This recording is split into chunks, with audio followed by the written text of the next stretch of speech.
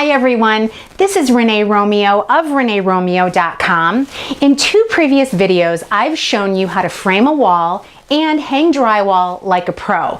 Well, today I'm here to show you how to finish drywall like a pro. I've literally done this job hundreds of times, so I have a foolproof method to get you a glass-like finish on your drywall just like mine. I'm getting ready to apply the joint compound today, and I have a few tools to share with you to get you a flawless finish on your job. So the first things are some putty knives. Now the putty knives, you can get these in the joint compound area of your store. I have three different versions of these. So I have a 14-inch, I have a 10-inch, and I have a 4.5-inch. And I'm going to use one each day for a different purpose.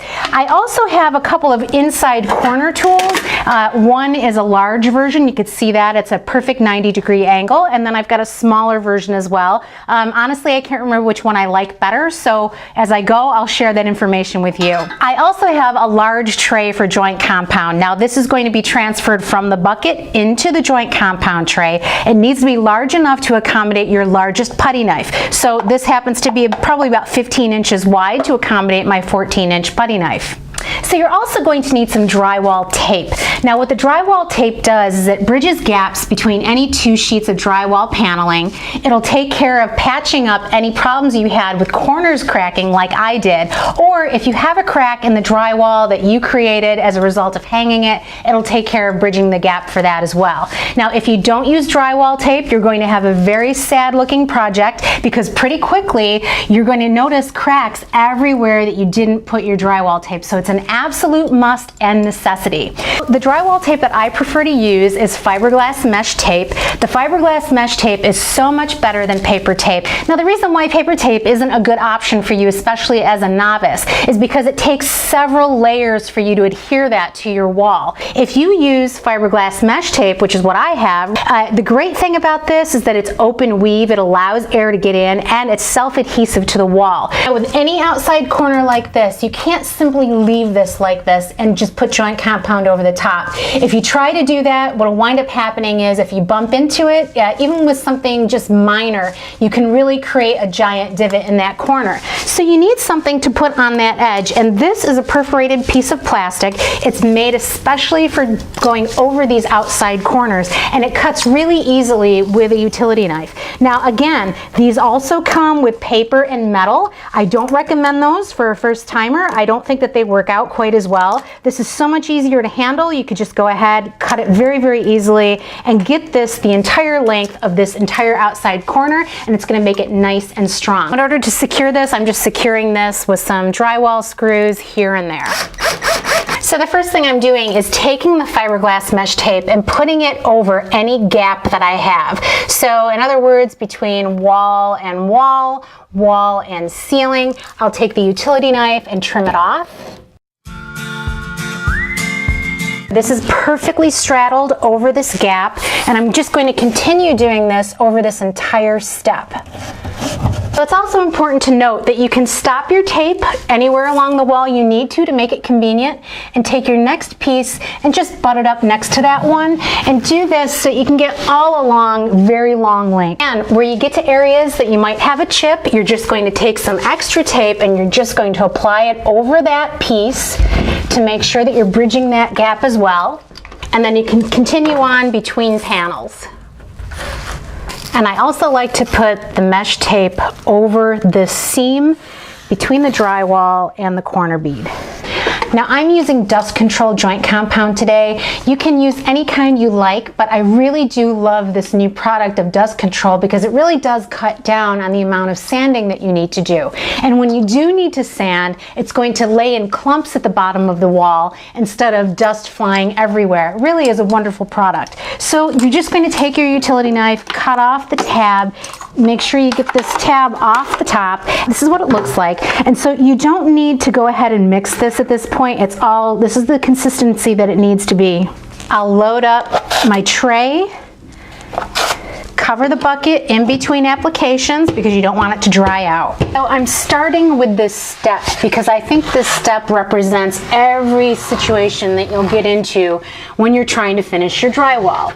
So what I have here and I'm working on is the inside corner. Now an inside corner really isn't a tough thing to finish. And if you go into this approaching it like you're not trying to get it exactly glass-like perfect at this point, all you're really doing is trying to cover over the majority of this mesh tape. And you can see, even in the corner here, I have, gaps and stuff left over. That's perfectly fine at this point. What we're going for here is a very, very light coat. I'm not putting very much pressure on this knife at all. I'm applying it and then I'm dragging it all the way up. I'm trying to get it as smooth as I can, but it doesn't have to be perfect at this point. I'm just taking a little bit of joint compound on my knife like this, laying it in that corner, trying to push it in there, and then I'll scrape it off, go back in with a fresh knife, and pull it all the way up. Less is more. I don't want to go crazy putting a bunch of joint compound on. I made that mistake the very first time I attempted to do this job, and it was the worst mess of my life. You really want to look at this as you don't want to be cleaning this up with a vacuum cleaner or sweeping it, because it really does make a giant dust ball of a mess. Even with dust control, you still get dust. You're using your 4-inch knife only at this point, and the great thing about this one, it's got a little bit of a bend to it. It bends along with you, so it's not going to put a whole lot of pressure on your wrist. If you're looking for just the right type of knife to get, you're going to get something that has a little bit of give to it. Don't get something that's really, really rigid, because over the course of the entire job, you really tire your wrist out kind of fighting that. If you're concerned about why I didn't tape over all of the screw holes, well, you don't need to for that. You're just going to go over. Don't get crazy about filling these in either. Literally, this is a light coat. I can't stress that enough. Don't go crazy trying to finish this all up on the very first coat, because it might take up to 4. So here's a close-up of that entire step, and you can see, hopefully on camera, that this is not anything that's near perfect. It's smoothed, yes, but it's not glass-like yet, and there are quite a few gaps here and there, but I'm not worried about them, because in the next few steps, all of this is going to be filled in. And here's a close-up of an individual screw head. It's not perfect, but it's perfect enough for the next coat.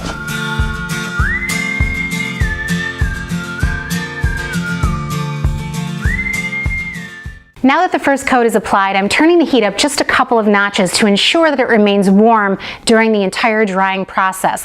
I encourage you to do the same, especially if you're in your cool area like I am.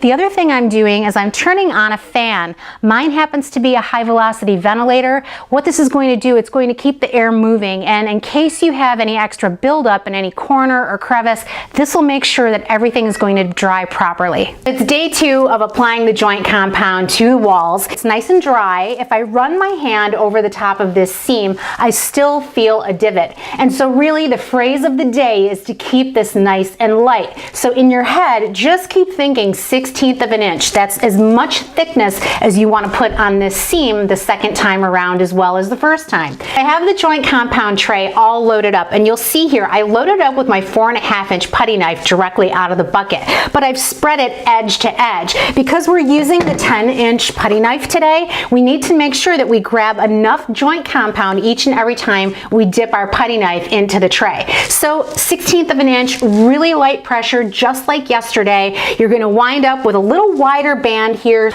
and it's the same technique as yesterday too. So I'm just going to go ahead and push this into the corner like so, and then take my joint compound knife and just wipe it off. So it's going to be a really nice smoothish surface. Now don't get crazy about this either. You don't really need to have this glass-like at this point. We're not looking for that until later in the process.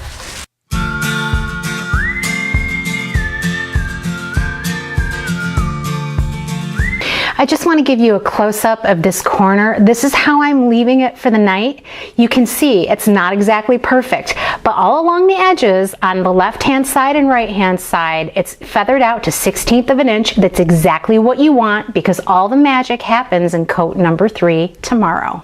So it's day 3. I'm getting ready to sand for the very first time, and the reason why I need to do it is because there's certain areas here that are sticking up just a little too much in order for me to get that third coat on nice and glass-like. So you can see I'm dressed in old clothes, my hair is covered, I have a face mask, dust mask, and I also have either a pair of safety glasses or goggles. You choose whichever one works for you, but make sure that you have some eye protection on. So I'd like to show you the tools that I'm using today. I have a hand sander here, and basically what this is just a nice hard flat surface with a little bit of sponge padding. This accommodates sheets of sandpaper like this. Now you can use regular sandpaper or you can use this open mesh weave sandpaper. And I really like using the open mesh weave sandpaper because when you're sanding along, dust tends to collect on regular sandpaper, and with the little open holes here, you tend to not have that issue. So you can use whichever one you like, but mine is a medium grit sandpaper that I'm starting out with today. So for the final coat tomorrow, I'm going to be using a hook and loop hand sander.